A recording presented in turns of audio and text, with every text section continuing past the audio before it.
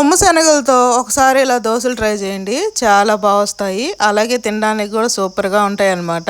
మనం ఎప్పుడు పెసలతో చేసుకుంటాం కదా దోశలు, పెసరట్లు. ఒకసారి కొమ్ము శనగలతో కూడా ఇలా అట్లు వేసి చూడండి, టేస్ట్ చాలా బాగుంటాయి. అలాగే మన ఆరోగ్యానికి కూడా చాలా మంచిది ఈ దోశలు.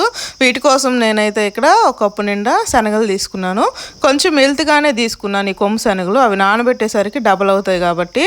అదే కప్పుతో హాఫ్ కప్పు బియ్యం అయితే తీసుకున్నాను. ఇక్కడ ఇద్దరికి మాత్రమే చేసి చూపిస్తున్నాను అనమాట.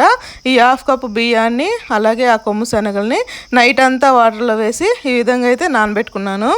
ఉదయం లేచిన తర్వాత ఇంక వీటిని ఒకసారి అయితే ఆ వాటర్ అంతా పడబోసి ఇంకా మిక్సీ జార్లో వేసేసుకొని మంచిగా అయితే మిక్సీ చేసుకోవాలి. ఎంత వీలైతే అంత మెత్తగా మిక్సీ చేసుకోవాలన్నమాట.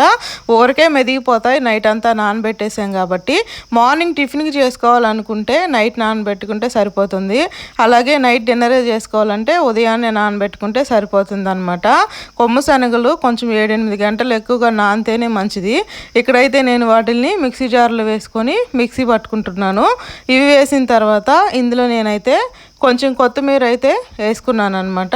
కొత్తిమీరతో పాటు ఒక మిరపకాయ కూడా వేసుకున్నాను. అలాగే కొంచెం ఆనియన్ అయితే వేసుకున్నాను.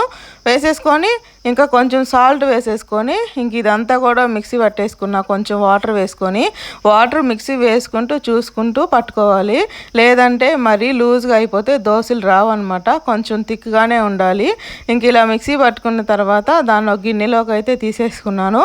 ఇంకా అన్నీ నేను మిక్సీ జార్లో వేసి మిక్సీ చేశాను కాబట్టి ఇంక ఇందులో సాల్ట్ అవేమి అవసరం లేదనమాట. ఒక్కసారి గట్టి పెట్టేసి ఈ విధంగా కలిపేసుకొని ఇంకా పెనం పెట్టేసుకొని పెనం కొంచెం హీట్ అయిన తర్వాత ఇంకా దోశలాగా వేసేసుకోవడమే. చాలా బాగా వస్తాయి, ట్రై చేసి చూడండి. మన హెల్త్కి కూడా ఈ దోశలు చాలా మంచిదన్నమాట. ఇలా దోశ వేసుకున్న తర్వాత ఇంకా దీనిపైన ఏం కావాలంటే ఆ వెజిటేబుల్స్ అయితే వేసుకోవచ్చు, టేస్టీగా బాగుంటాయి. నేనైతే ఇక్కడ కొంచెం తురుముకున్న క్యారెట్ అలాగే కట్ చేసి పెట్టుకున్న ఆనియన్ అయితే వేసేసుకున్నాను. వేసేసుకొని మంట సిమ్లో పెట్టేసుకొని ఒక సైడ్ కాలిన తర్వాత మరొక వైపు కూడా తిప్పుకొని మంచిగా కాల్చుకున్నాను. ఇందుకు ఆయిల్ కూడా ఏమంత ఎక్కువ పట్టదు, కొంచెం వేసుకుంటే సరిపోతుంది అనమాట. ఇంకొక సైడ్ కాలిన తర్వాత ఇంకో వైపు కూడా తిప్పేసుకొని రెండు వైపులు మంచిగా కాల్చుకొని ఇంక తీసేసుకోవడమే. ఈ శనగలు ఏంటంటే శనగల్లా ఉడకబెట్టుకొని తినాలంటే చాలా కష్టంగా అనిపిస్తుంది నాకైతే.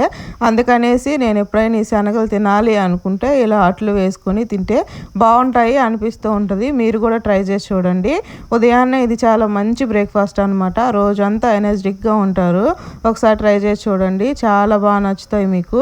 ఎప్పుడు పెసలతో కూడా వేస్తూ ఉంటాం పెసరట్లు, అలా కాకుండా ఒకసారి కొమ్ము శనగలతో కూడా ట్రై చేసి చూడండి, చాలా టేస్టీగా ఉంటాయి. మీకు బాగా నచ్చితే మళ్ళీ మళ్ళీ కూడా తింటారు. ఇందులో చట్నీ అయితే ఆనియన్ చట్నీ బాగుంటుంది, కానీ నేను ఇక్కడ పల్లీ చట్నీ వేసుకున్నాను. బాయ్.